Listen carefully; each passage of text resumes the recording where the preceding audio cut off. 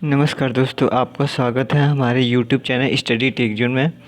इस सेशन में हम डिज़ाइन ऑफ स्टील स्ट्रक्चर के क्वेश्चंस कर रहे हैं और देखते हैं इसमें पहला क्वेश्चन क्या है। पहला क्वेश्चन है,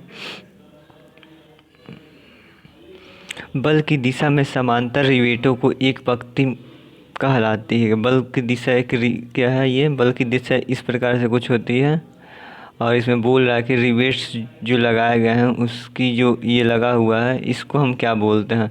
इसको हम क्या बोलते हैं, इस वाली लाइन को हम ऐसे रिवेट्स लगाते इस लाइन को हम क्या बोलते हैं? बल की ये क्या है? बल है, बल के समांतर इसी दिशा में इसको क्या बोलेंगे हम?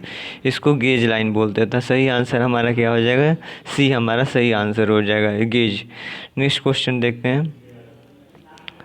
नेक्स्ट क्वेश्चन है कि when the distance between centre of the two adjacent rivets, क्या बोल रहा है यहाँ पे?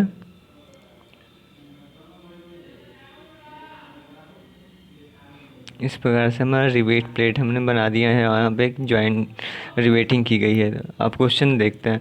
बोला कि टू एडजेसेंट रिवेट्स, एडजेसेंट का मतलब हो गया सबसे निकटस्थ रिवेट्स। अगर हम एक को पकड़े, निकटस्थ रिवेट, समीप का rivet. Connecting the members subjected to either compression और tension exceed maximum pitch, the additional rivets which are not subjected to calculate stress are known as. यहाँ से बोल रहा है कि हमने क्या किया हुआ, यह जो पिच है, ये जो पिच है, पिच एक्स्ट्रा दे दिया गया है, दूरी एक्स्ट्रा दे दी गई है। जो मिनिमम डिस्टेंस कितनी होती है हमारी, मैक्सिमम डिस्टेंस 300 या फिर क्या होता है 300 या 32T होता है। तो इससे क्या किया गया है, इससे अधिक दिया गया है। तो इस कंडीशन में हम कुछ रिवेट्स प्रोवाइड करते हैं। तो उस रिवेट्स प्रोवाइड जो करते हैं उसको क्या बोलते हैं, ये पूछ रहा है। जिसका हम यहाँ पे एक्स्ट्रा रिवेट प्रोवाइड करते हैं यहाँ पे, और जब क्या होता है ये पिच हमारा अधिक हो गया है ये वाला, तो इस कंडीशन में एक्स्ट्रा पिच प्रोवाइड करते हैं। और इस जो एक्स्ट्रा पिच प्रोवाइड करते हैं उसका स्ट्रेस में हम कोई कैलकुलेशन में कोई कंसीडर नहीं करते हैं। तो उस पिच को हम क्या बोलते हैं, पूछ रहा है। तो उस पिच को हम क्या बोलते हैं? टैकिंग रिवेट बोलते हैं। क्या बोलते हैं यहाँ पर? सही आंसर क्या हो जाएगा? टैकिंग रिवेट बोलते हैं उसको। नेक्स्ट क्वेश्चन देखते हैं। नेक्स्ट क्वेश्चन देखते हैं। रिवेट का व्यास 25 mm दिया हुआ है। रिवेट के व्यास कितना दिया है? 25 mm दिया हुआ, 25 mm। यह या इससे कम होने पर रिवेट का छिद्र का व्यास रिवेट के व्यास से होगा।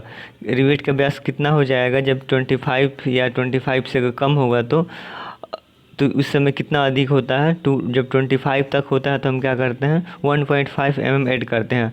और 25 से जब अधिक होता है तो हम कितना ऐड करते हैं? 2 mm ऐड करते हैं। तो यहाँ पे सही आंसर क्या हो जाएगा? 25 है तो, या फिर 25 से कम होने पर रिवेट का छिद्र का व्यास क्या हो जाता है? छिद्र के व्यास का मतलब क्या हुआ?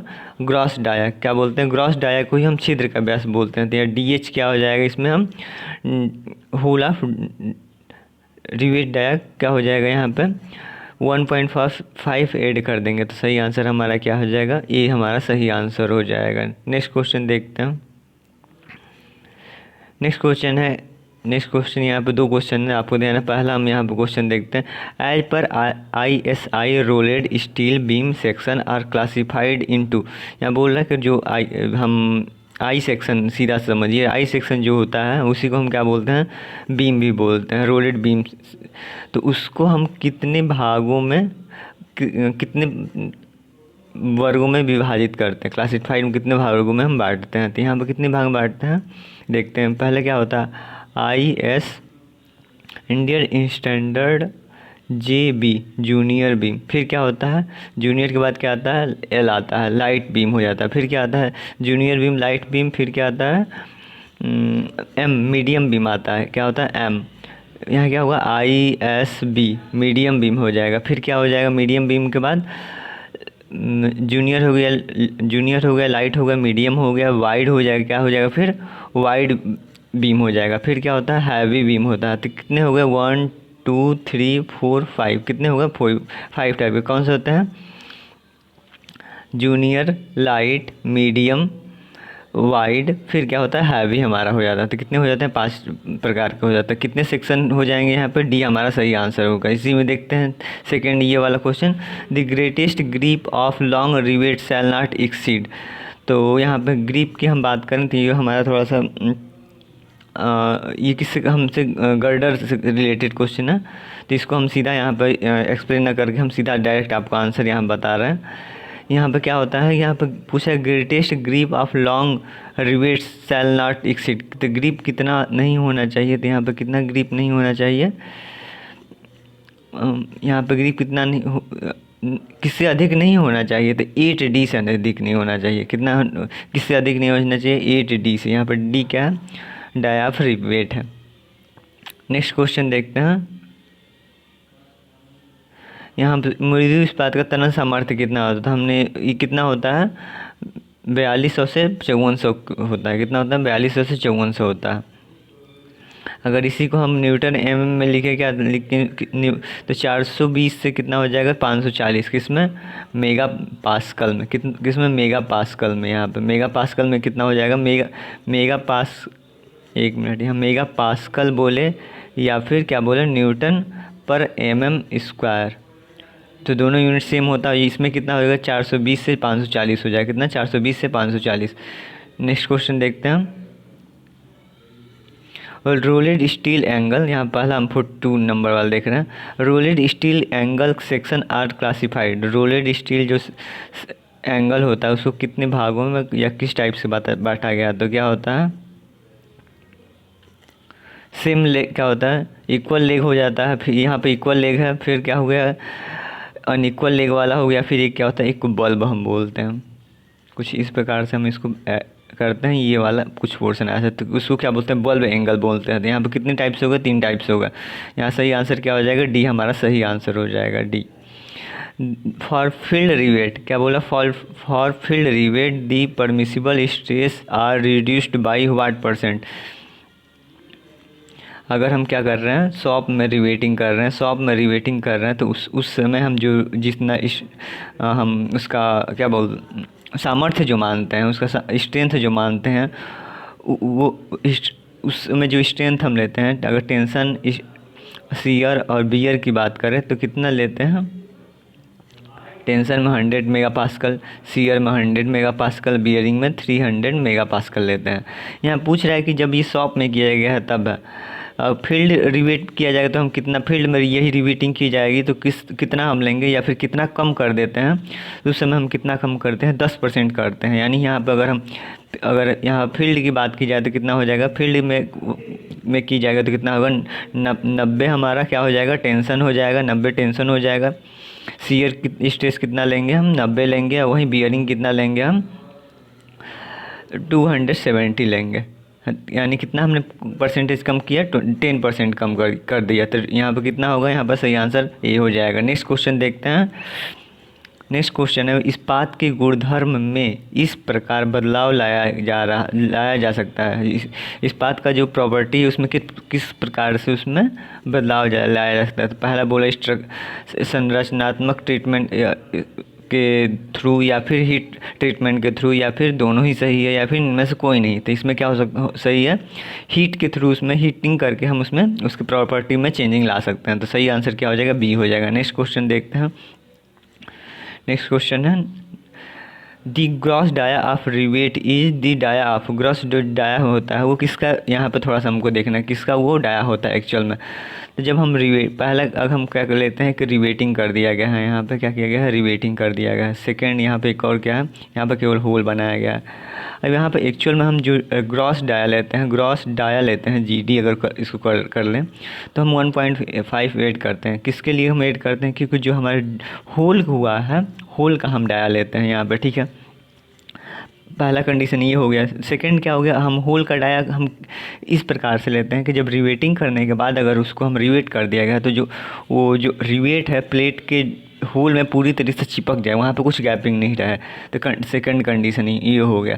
तो एक्चुअल में यहाँ पे दोनों ऑप्शन यहाँ पे है। रिवेट मेजर्ड आफ्टर ड्रिविंग, मतलब हमने रिवेट लगाने के बाद क्या किया है, उसका मेजरमेंट कर रहे हैं। और पहला क्या है, यहाँ पे कि हम उसमें होल कर दिए हैं और उस होल बस किया है हमने, उसमें रिवेट नहीं लगाया। तो यहाँ पे इजेक्ट का आंसर की बात देखें तो हमारे यहाँ सही आंसर क्या हो जाएगा, होल में रिवेट लगाने के बाद जो हम डायामीटर लेंगे रिवेट का, वो क्या कहलाएगा हमारा, ग्रॉस डायामीटर कहलाएगा, सकल व्यास हिंदी में कहलाएगा। तो यहाँ पे सही आंसर क्या लेंगे, बी लेंगे, यहाँ पे बी सही आंसर हो जाएगा। सी को हम यहाँ पे क्यों नहीं ले रहे हैं, क्योंकि अगर हमको क्या होता है, हम पहले तो यहाँ पे प्लेट है, प्लेट में हमने कट कर दिया, पंचिंग कर दिया या फिर छेद कर दिया। तो छेद को हम नॉर्मली मानते हैं कि अगर इतना है 25 तक है तो ये कितना इसमें वृद्धि रखेंगे, इसको जो छेद छिद्र है उसमें कितना रखेंगे कि आसानी से उसमें चला जाए। तो उस कंडीशन में हम एज्यूमिंग करते हैं 1.5। तो उस इसलिए क्या हो जाता है, अगर यहाँ पे यही बी वाला आंसर नहीं रहता, ये बी नहीं रहता, तो यहाँ पर सही क्या हो जाता है, रिवेट होल हो जाएगा। तो यहाँ पर सही आंसर क्या हो जाता है हमारा, बी को हम यहाँ पे सही ज़्यादा उसको वरीयता देंगे। नेक्स्ट क्वेश्चन देखते हैं। नेक्स्ट क्वेश्चन है कि निम्नलिखित में से किसमें कार्बन का अंश सबसे कम होता है। तो किसमें कार्बन का अंश सबसे कम होता है, तो हम सबसे ज़्यादा किसमें होता है, सबसे ज़्यादा किसमें होगा, पिग आयरन यानी कच्चा लोहा में। कच्चा इस्पात में कितना हो जाएगा, 4% से अधिक होगा। सीधी सी बात समझिए यहाँ से। ढलवा लोहा में कितना होगा, 2.4 से 2% से 4% होगा। कितना होगा, 2% से 4% होगा। वहीं अगर हम मृदु इस्पात की बात करें तो मृदु इस्पात में कितना होगा, मृदु इस्पात में कितना हम लेते हैं, माइल्ड स्टील में कितना लेते हैं, तो माइल्ड स्टील में हम कितना लेते हैं,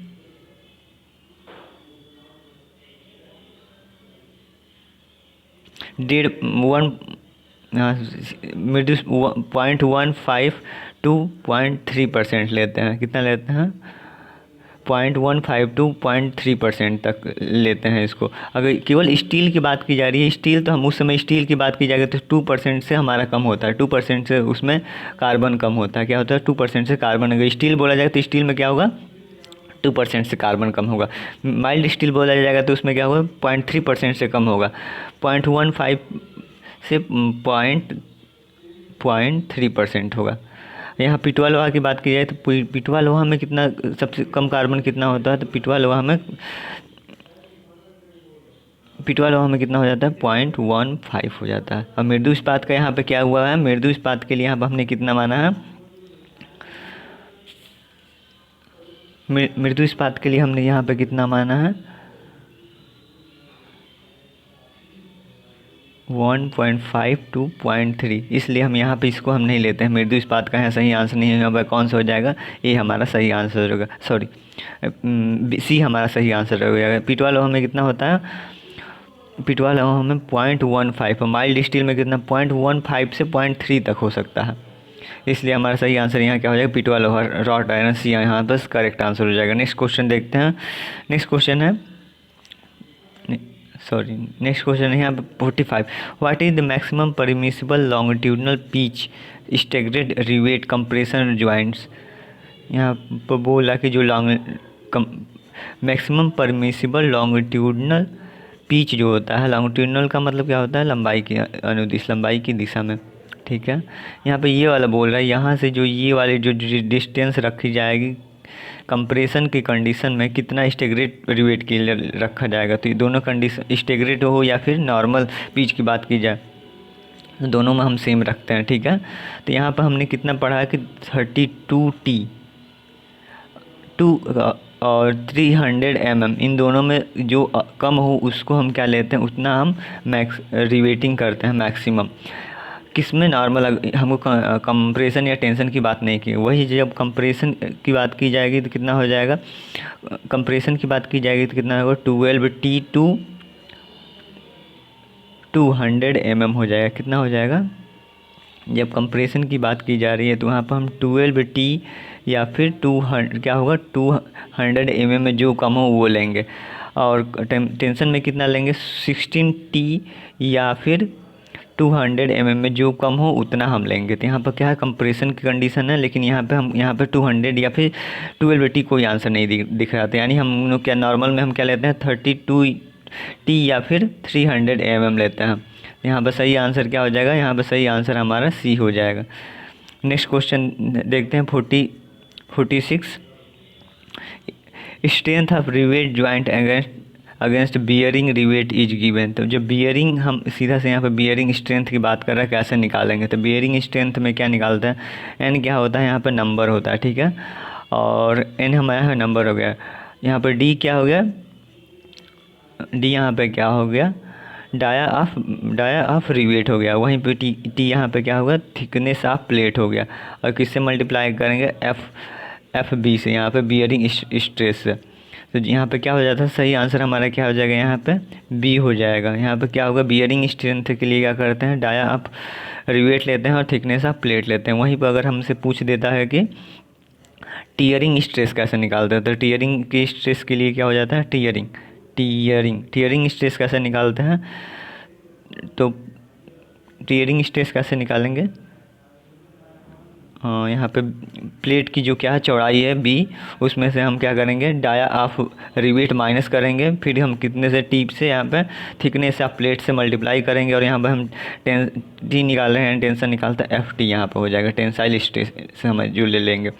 यहीं पर हमसे क्या पूछ लेता है, शियर स्ट्रेस के बारे में पूछ लेता है। तो शियर स्ट्रेस में क्या करते हैं, π/4 डी स्क्वायर। ये किसका डाया हो गया, हमारा होल का डाया हो गया, रिवेट का डाया हो गया। और यहीं पे हम क्या, यहाँ पे क्या हो गया, इस यहाँ पे उसका एरिया हो गया π/4 डी स्क्वायर। और फिर क्या करेंगे हम इसमें, π/4 डी स्क्वायर, और फिर हम एफ़ की वैल्यू कौन सा लेंगे, एफ़ की वैल्यू ये कौन सा आएगा, टेंसाइल कंडीशन में। यहाँ पे हमसे क्वेश्चन में पूछ क्या रहा है, यहाँ पे क्वेश्चन में हमसे पूछा हुआ है कि बियरिंग पूछ रहा है। तो बियरिंग के हमने कंडीशन पहला बताए थे, क्या हो जाएगा यहाँ पे, बी यहाँ पे सही आ जाएगा, हो जाएगा, यहाँ पे बी हमारा आंसर सही हो जाएगा, बी हमारा सही हो जाएगा। नेक्स्ट क्वेश्चन देखते हैं, रिवेट्स, यहाँ बोला रिवेट्स का न्यूनतम पिच किससे कम नहीं होना चाहिए। तो न्यूनतम मिनिमम पिच पूछ रहा है रिवेट की कंडीशन में, तो कितना, किससे, इससे कम नहीं होना चाहिए। तो किससे कम होना चाहिए, 2.5 डी होता है, एक्चुअल में है डी एच होता है, क्या होता है, सॉरी डी एच नहीं होगा, क्या होता है, डाया ऑफ रिवेट होता है, क्या होता है, डाया ऑफ रिवेट होता है, यहाँ पे केवल डी होता है। तो अगर आपको मिले डी एच मिले और डी मिले, तो यहाँ पर सही आंसर क्या करेंगे, 2.5 डी करेंगे। यहाँ छिद्र का व्यास एक्चुअल में ना होकर क्या होता है, यहाँ पे रिवेट का व्यास होता है। तो सही आंसर हमारा क्या हो जाएगा, सही आंसर हमारा ए हो जाएगा। कौन सा सही आंसर, ए हमारा सही आंसर हो जाएगा। नेक्स्ट क्वेश्चन देखते हैं, the greater clear dimension of wave thickness T should not be exceed. जो है यहाँ पे हम गर्डर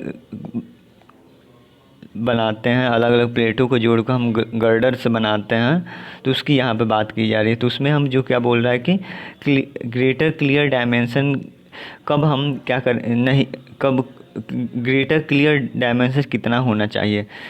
तो कितना होना चाहिए, यहाँ पे 270 टी होना चाहिए। कितना होना चाहिए, वेव के थिकनेस के 270 से अधिक नहीं होना चाहिए। कितना, वेव के थिकनेस से 270 से अधिक नहीं होना चाहिए। वहीं हमारा स्मॉलर अगर पूछता है, स्मॉलर क्या पूछता है, दी स्मॉलर या लोवेस्ट क्लियर डायमेंशन, तो वहाँ पे हम कितना लेते हैं, 180 टी लेते हैं। क्या लेते हैं, 180 टी। उस समय हमारा सही आंसर ए हो जाता है। यहाँ पे सही आंसर कौन हो जाएगा, डी हो जाएगा। नेक्स्ट क्वेश्चन देखते हैं, 48 यहाँ पे question, what is the ratio of the yield stress in power driven shop rivet relative to permissible bear stress. यहाँ पर सीधा से यहाँ पूछ रहा है कि हमको यील्ड स्ट्रेस लेना है, यील्ड स्ट्रेस लेना है, और बाई में क्या करना है, बियरिंग स्ट्रेस लेना है। बियरिंग स्ट्रेस ये किसका है, रिवेट के लिए है, ये किसका है, माइल्ड स्टील के लिए है। तो यील्ड स्ट्रेस कितना होता है, 200 मेगा पास्कल की, कितना 200 मेगा पास्कल। मेगा पास्कल क्या बोलते हैं, न्यूटन पर एम स्क्वायर भी बोलते हैं। और यहाँ पे क्या बोला, बियरिंग स्ट्रेस बोला, किस कंडीशन, माइल्ड स्ट्रेस का, माइल्ड स्टील का। यहाँ पे तो कितना हो जाएगा, 200/250 हो जाएगा, 250 न्यूटन पर m square, 200 newton m square. यहाँ पे क्या हो जाएगा, ये यहाँ पे क्या हो जाएगा, यहाँ पर हम 25 से डिवाइड करेंगे यहाँ, तो यहाँ कितना आ जाएगा, 8 आ जाएगा। 200 डिवाइड बाई 250 की वैल्यू कितनी आ जाएगी, यहाँ पे 0.8 आ जाएगी। कितना, यहाँ 10 से डिवाइड करेंगे 10 हो जाएगा, यहाँ पे कितना 8 हो जाएगा। 8 बाई में 10 का मतलब क्या हो गया, 0.8 हो गया। तो सही आंसर हमारा क्या हो जाएगा, यहाँ सही आंसर हमारे इसका क्या हो जाए, सही आंसर यहाँ हमारे पे डी हो जाएगा। नेक्स्ट क्वेश्चन देखते हैं। पूछ रहा है कि रिवेटों का लघुत्तम अंतराल रिवेट के व्यास के कितने गुने से कम नहीं होना चाहिए। वही सेम क्वेश्चन है यहाँ पर कि मिनिमम हमारे यहाँ पे पिच, मिनिमम पिच कितना होना चाहिए, व्यास के बीच गुने से लघुत्तम अंतराल, यानी मिनिमम पिच पूछा है तो 2.5 टाइम्स से अधिक नहीं होना चाहिए। किसके, रिवेट के व्यास से। यहाँ पे लिखा है ना रिवेट का व्यास, एक्चुअल में हम रिवेट का व्यास लेते हैं, ना कि यहाँ पर ग्रॉस डाया लेते हैं।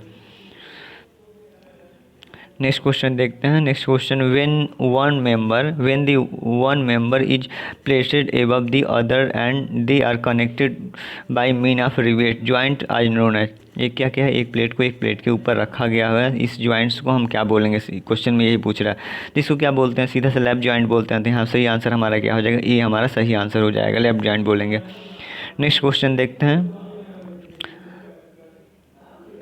रिवेट की धारण सामर्थ्य को पता करने के लिए अनुगेय धारण प्रतिबल किससे गुणा की जाती है। तो अभी हमने जस्ट देखा था डी इंटू टी होते हैं। डी क्या है, diameter of gross diameter of rivet है, यहाँ थिकनेस ऑफ प्लेट है। तो सही आंसर ये हमारा क्या बन जाता है, सही आंसर यहाँ पर ए बन जाता है। नेक्स्ट क्वेश्चन देखते हैं। The dimension between centre to adjacent rivet. Adjacent का मतलब समीपवर्ती। The rivet hole should not be less than. तो किस रिवेट, यहाँ पे क्या है, टू एडजेसेंट, यहाँ पे यहाँ सेंटर टू सेंटर पूछ रहा था, यहाँ क्या हुआ, यहाँ भी पीच हमसे पूछ रहा था। पीच के यहाँ बोल रहा है कि किससे कम नहीं होना चाहिए। तो मिनिमम हम पीच कितना लेते हैं, 2.5। मिनिमम हमका कितना नहीं होना चाहिए, 2.5 से कम नहीं होना चाहिए। और मैक्सिमम कितना होता है, मैक्सिमम 32 टी और 300 नॉर्मली, अगर हमको कंप्रेशन और टेंशन की बात नहीं की गई। तो यहाँ सही आंसर हमारा डी हो जाएगा। नेक्स्ट क्वेश्चन देखते हैं।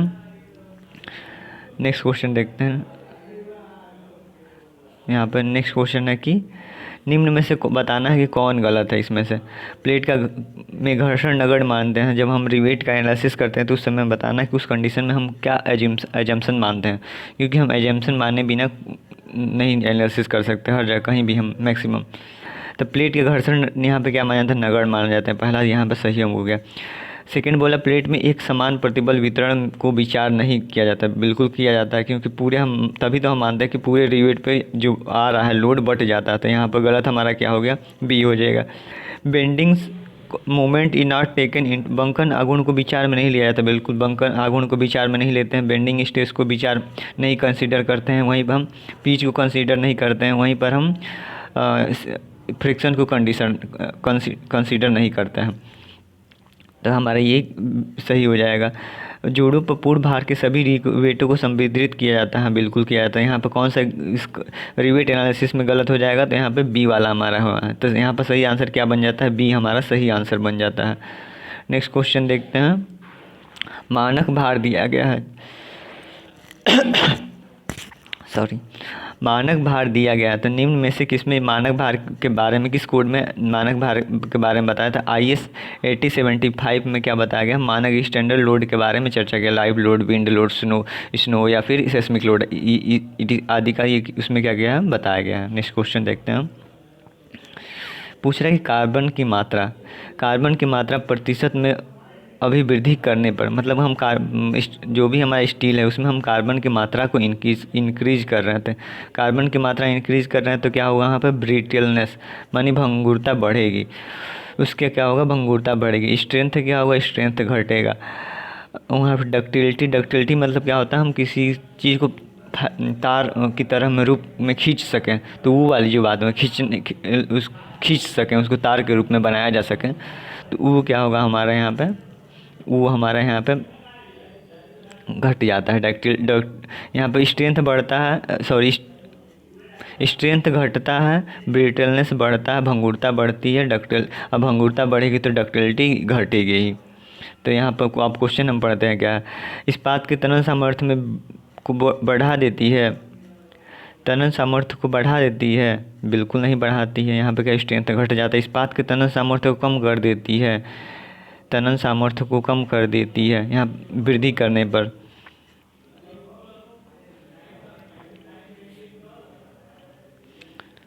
बिल्कुल यहाँ पर कम कर देती है। अभी हमने देखा कि स्ट्रेंथ क्या हो रहा है, स्ट्रेंथ घट रहा है यहाँ। वहाँ फिर सीमेंट के तन्यता में वृद्धि, यहाँ पे सीमेंट की बात कर रहा है, गलत हो गया। इस्पात के तनन सामर्थ्य पर कोई प्रभाव नहीं, बिल्कुल प्रभाव पड़ता है। तो यहाँ पे क्या हो जाएगा, हमारा सही आंसर स्ट्रेंथ हमारा यहाँ पे घट जाता है।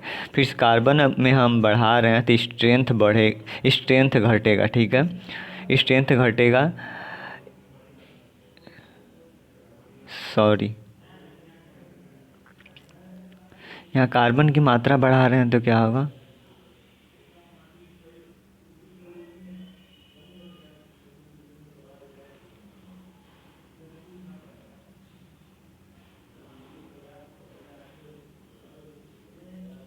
सॉरी एक मिनट, इस थोड़ा सा इसमें कुछ चेंजिंग आप कर लीजिए यहाँ पर।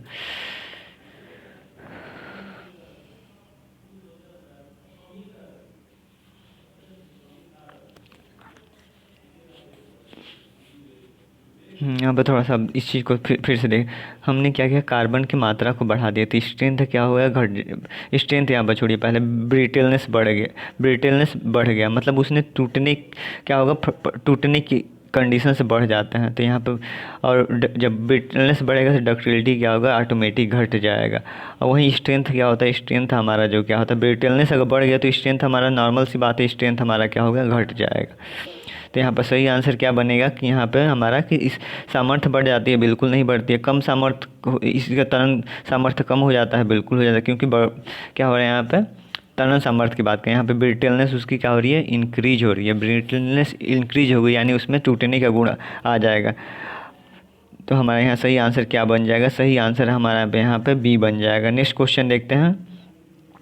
दुर्नम्यता, इंग्लिश यहाँ पढ़िए। स्टिफनेस इज डिफाइंड, स्टिफनेस को किस प्रकार से डिफाइंड किया है। तो स्टिफनेस क्या होता है, हम स्टिफनेस जो अपरूपण होता है, प्रतिरूपण, अपरूपण मतलब सीयर हो जाता है, प्रतिरूपण जो होता है, डिफॉर्मेशन होता है, हम क्या करते हैं इसमें, यहाँ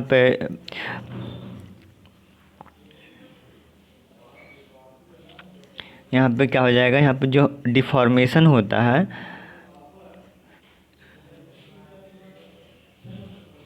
जो यहाँ पर डिफॉर्मेशन होता है उसको हम क्या करते हैं, बल के जो फोर्स के रिस्पेक्ट में यहाँ पर हम स्टिफनेस देखते हैं। तो यहाँ पर हमारा सही आंसर क्या बनता है, प्रति deformation per unit force, deformation को हम पर यूनिट फोर्स हम कैलकुलेट करते हैं, नहीं, फोर्स पर यूनिट डिफॉर्मेशन करते हैं। तो फोर्स पर यूनिट डिफॉर्मेशन, यहाँ पे फोर्स कितना लग रहा है पर यूनिट डिफॉर्मेशन में। तो यहाँ पे क्या होता है, डिफॉर्मेशन को डी से करें तो यहाँ पे सही आंसर क्या बन जाएगा, बी बन जाएगा। हम यहाँ पे एक्चुअल में करते हैं क्या, फोर्स पर यूनिट डिफॉर्मेशन करते हैं, force per unit deformation.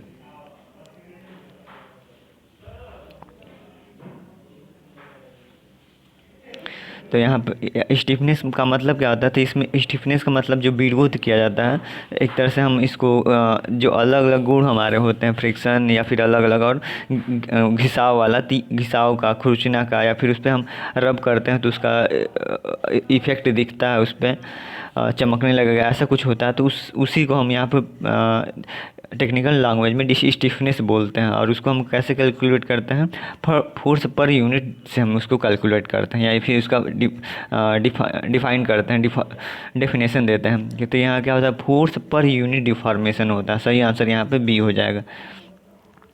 Next question देखते हैं। मे बी लाभ, निम्नलिखित में से किस प्रकार के रिवेट जोड़ बंकन प्रतिबल से मुक्त होते हैं। तो यहाँ पर रिवेट कौन से हमारे जो रिवेट जॉइंट्स होते हैं बंकन प्रतिबल से मुक्त होते हैं, पूछ रहा है यहाँ पे। हमने यहाँ पे बट, यहाँ पे क्या है, ये बट है, ये लैप जॉइंट है, ठीक है। जो इसमें क्या होगा, बल कुछ इस प्रकार से लगेगा, ठीक है। हमने यहाँ पे कवर प्लेट लगाएंगे ही हम यहाँ पे, और इसमें क्या होता है, हम यहाँ बल इस प्रकार से, फोर्स इस प्रकार से लगा, तो इस फोर्स का दिशा यहाँ पे क्या हो रहा है, तो इस वजह से यहाँ दोनों अलग अलग हो रहा है। यहाँ पे क्या है, कुछ अंतर है, इसेंट्रिसिटी बन जाती है। तो इस कंडीशन में इसमें क्या आ जाता है, बेंडिंग आ जाता है। वहीं क्या होता है, इसमें वहीं हमारे जो बेंडिंग यहाँ पे बेंडिंग प्रोड्यूस होगा। यहीं बट जॉइंट में क्या होता है, यहाँ पे बल की दिशा एक लाइन में एक सीधी होती है, तो इस समय इस कंडीशन में यहाँ पे कोई इसेंट्रिसिटी उत्पन्न नहीं होगा, और उस वजह से क्या होगा, इसमें हमारा बेंडिंग नहीं आएगा। तो सही आंसर यहाँ पे क्या हो जाएगा कि लैप जॉइंट में बेंडिंग आती है। क्या होती है, लैप जॉइंट में बेंडिंग आता है, ये यहाँ पर नहीं, लैप जॉइंट में बेंडिंग आती है। फिर बट जॉइंट में सिंगल कवर प्लेट में आता है डबल। यहाँ पर डबल इसलिए अगर डबल ना दिए कि सिंगल ही केवल दिया तो उस समय हम सिंगल सही मारेंगे, लेकिन डबल और सिंगल दोनों है तो डबल वाले को सही मानेंगे, क्योंकि हो सकता है यहाँ पर अगर एक लगाया गया तो यहाँ पर प्रोड्यूस होने के बेंडिंग के चांसेज हो सकते हैं, लेकिन यहाँ पर दोनों जगह लगाया गया है तो ये बिल्कुल ये सीधा रहेगा, ये वाला क्या रहेगा, ये सीधा रहेगा। तो इस वजह से यहाँ पर किस कंडीशन में बेंडिंग नहीं आएगा डबल वाले में। तो यहाँ से ज़्यादा सूटेबल आंसर क्या हो जाएगा, सी हमारा ज़्यादा सूटेबल आंसर हो जाएगा। नेक्स्ट क्वेश्चन देखते हैं, लास्ट क्वेश्चन है कि IS 800 के अनुसार न्यूनतम पिच वाले रिवेट जोड़ की कार्य क्षमता कितनी होती है। तो रिवेट जोड़ को अगर हम निकालना चाहते हैं तो यहाँ पे क्या हो जाता है, रिवेट जोड़ की हमसे क्षमता पूछ रहा है, तो इस कंडीशन में हम रिवेट की क्षमता कितनी हो जाती है मिनिमम पिच पे। मिनिमम पिच हम कितना लेते हैं, 2.5 D लेते हैं। तो इस पर हमारा कितना हो जाता है, 60% आता है। कितना इसका सामर्थ्य आता है, 60% आता है। वहीं अगर जो रिवेट का अंतराल है, मतलब यहाँ पे पी, अगर हम पी से हम पिच को रिप्रेजेंट करते हैं, डी से हम किसको रिप्रेजेंट करते हैं, ग्रॉस डाया को, बाई में पी, तो ये हमारा क्या आता है, एन आता है। एन को क्या बोलते हैं, यहाँ पर वही क्षमता हमारा है, इफिशियंसी कितनी होती है, तो इससे हम निकाल सकते हैं P-D/P। तो इससे हम क्या निकाल सकते हैं, इफिशियंसी निकाल सकते हैं। धन्यवाद। आपको वीडियो अच्छा लगा तो लाइक कीजिए, हमारे चैनल को सब्सक्राइब कीजिए। धन्यवाद। आपका दिन शुभ हो। सॉरी कुछ आज का वीडियो लंबा हो गया।